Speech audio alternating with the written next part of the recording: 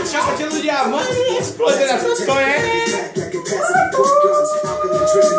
A my vás vítame u ďalšieho pofiderného vlogu. Možno je to trochu rozhýbané, možno je to trochu roztrasené, ale to my vôbec neovplyvňujeme, pretože ja mám čarovnú žrť, môžeme to natáčať aj takto, môžeme to natáčať aj takto, môžeme to natáčať akokoľvek, dámy a páni, a vám to je jedno. Každopádne sa k vám hlásime z nového videa, vypni tú pojebanú moziku.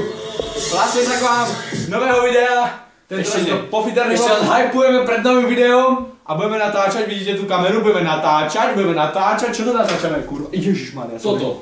Nie som buchol. Budeme natáčať Vareškový challenge. Mega. S Matúšom. A Explode. Wow, to bolo epické. Veľmi epické. Každopádne som dnes bol v škole iba na prvých 2 hodinách.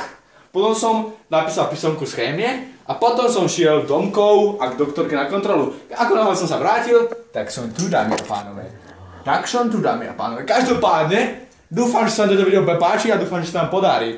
Takže to je asi všetko z tohto videa. Inak, mám takúto šatku perfektnú, dámy a páni. Aby vyzerala ako kuchárka, pretože to je Vareškový challenge. Áno, niektorí si hovoria, že aby som vyzerala kuchárka. Ale pravda je iná, pravda je, že má jebaky na čele. Tak som si chcel zakryť, dámy a páni. To je ten pravý dôvod. Každopádne to je úplne všetko z tohto videa.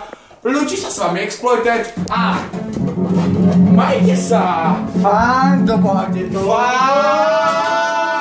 fantasticky! Odoberajte môj kanál, keď tam bude 5.